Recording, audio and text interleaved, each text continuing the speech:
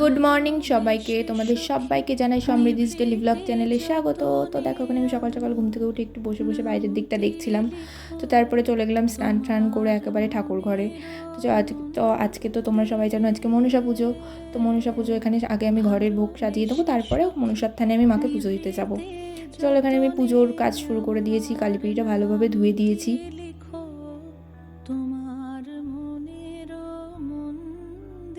তারপর এখানে আমি বাবা ভোলানাথের মাথায় জল ঢেলে নিচ্ছি, এটা আমি প্রত্যেক দিনই ঢালি। তো চলো, এখানে ভোলানাথকে স্নান করিয়ে আমি নমস্কার করে নেব এবং সব ঠাকুরের পায়ে আমি ফুল নিবেদন করে দেবো। সব ঠাকুরকে সুন্দর করে আমি সাজিয়ে দেবো। তারপর এখানে একটু রক্তচন্দন বেটে নেব, যেহেতু আজকে শনিবার, কালীপীঠে রক্তচন্দন রক্তচাপা দিয়ে আমি মায়েরকে নিবেদন করব।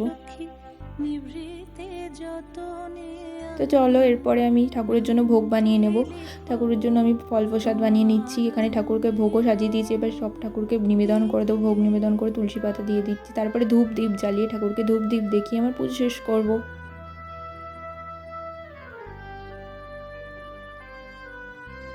তো আমার পুজোটা শেষ হয়ে গেছে, এবার চলো দরজা বন্ধ করে আমি বাইরে দাঁড়াবো। তো দরজা খুলে ঘরে গিয়ে আমি ভোগ তুলে জায়গাটাকে পরিষ্কার করে নেব।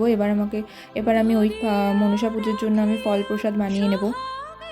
তো এখানে আমি ভোগ বানিয়ে নিয়েছি, দেখো এখানে ফল প্রসাদ মিষ্টি সব গুছিয়ে দিয়েছি। আর এখানে আমি সাজিয়ে নিয়েছি মায়ের জন্য আলতা সিঁদুর, এখানে ঘট সরা, কলা এবং ফুল বেলপাতা। তো চলো, আমরা চলে এসেছি এখানে মন্দিরে। দেখো মা মনসার থানে এখানে সব গোছানো প্রায় হয়ে গেছে। দেখো সবাই মিলে এখানে একসাথে গোছাচ্ছিল, আর এখানে আমার মা বসেছিল। তো দেখো এখানে সব পুজোর সব কাজ প্রায় শেষই হয়ে গেছে। চলো, এখন পুজো শুরু হবে।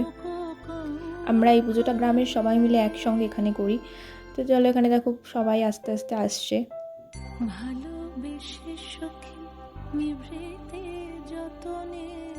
পুজো শুরু হয়ে গেছে, এখানে সবাই মিলে পুজো দেখছে এখানে দাঁড়িয়ে দাঁড়িয়ে।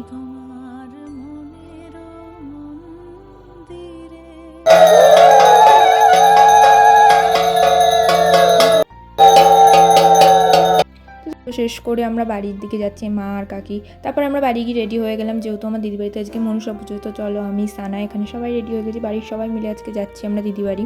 তো এখানে সবাই আমরা চলে যাচ্ছি দেখো। তারপরে চলে আসলাম আমার দিদি বাড়ি। তো এখানে সবাই অলরেডি আগে আগে চলে এসেছিলো, পুজোও শেষ হয়ে গেছিলো, যেহেতু আমরা সন্ধে ঢুকেছি। দেখো এটা হলো মা মনসার মন্দির। আর এই যে এনাদের বাড়িতেই আজকে পুজো। আমার দুই দিদি, দেখো এদের বাড়িতে আজকে পুজো। আর এটা ওদের গোপালের ঘর। এ দেখো ছোট্ট গোপাল, কি সুন্দর। তো এটা হলো আমার বদ্দি, আর ওনাকে তো সব জায়গায় মাঝখানে থাকতে হবে। আর এদের বাড়িতে হলো আজকে পুজো। আর এটা হলো এই দিদির ছেলে। এই যে এরা সবাই প্রচণ্ড বদমাইশ, বুঝতেই পারছো। আর এই যে আমার মা আজকাল তোমাদের হাইও দেখাচ্ছে। আর এখানে যেহেতু সবাই একসাথে আছি, তো গল্প তো হবেই।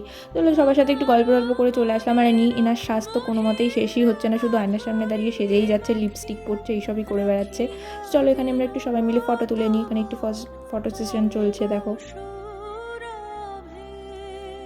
তারপরে একটু বাইরে বেরিয়ে আসলাম, যেহেতু ঘরে আর ভালো লাগছে না, সবাই লোকজন আসছে, তাই একটু বাইরে বেরিয়ে আসলাম দেখো লোকজনকে দেখতে।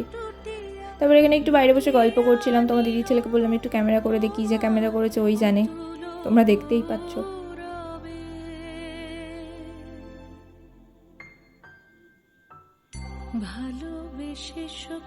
এই যে আরেকজন এই বাড়ির মেম্বার, আর এই যে ক্যামেরাম্যান ক্লান্ত, এখানে মুখটা বাঁধনোর মতো করছে। আর এখানে সবাই খাওয়া দাওয়া করছে। উনি পাতা গ্লাস দেওয়ার জন্য লড়াই করছিল যে আমি পাতা গ্লাস দেবো। এই যে কাজ করে উনি অনেক খিদে পেয়ে গেছে ওনার, তাই এখানে খেতে বসে গেছে। চলো, এবার আমরা খেতে বসে গেছি। এখানে প্রথমে খিচুড়ি দিয়ে দিয়েছিল, তারপরে পোলাও, আলুর দম। আর এই যে এনার পাতে এত পোলাও দিয়েছে, উনি সেটা ভেবেই পাচ্ছেন না যে কীভাবে খাবে, খেতেও পারবেও কি না দেও। তারপরে না পেরে তো লাস্টে বলেই দিচ্ছে যে আমি আর খেতে পারবো না। তো চলো, বাড়িতে চলে আসলাম। আজকের ভিডিওটা এই পর্যন্তই। ভালো লাগলে একটি লাইক, কমেন্ট, শেয়ার করে দিও, আর পাশে থেকো। আমার চ্যানেলটা সাবস্ক্রাইব করে দিও। আর যারা ফেসবুক থেকে ভিডিওটা দেখছো, তারা আমার পেজটাকে ফলো করে দিও। Tata, by.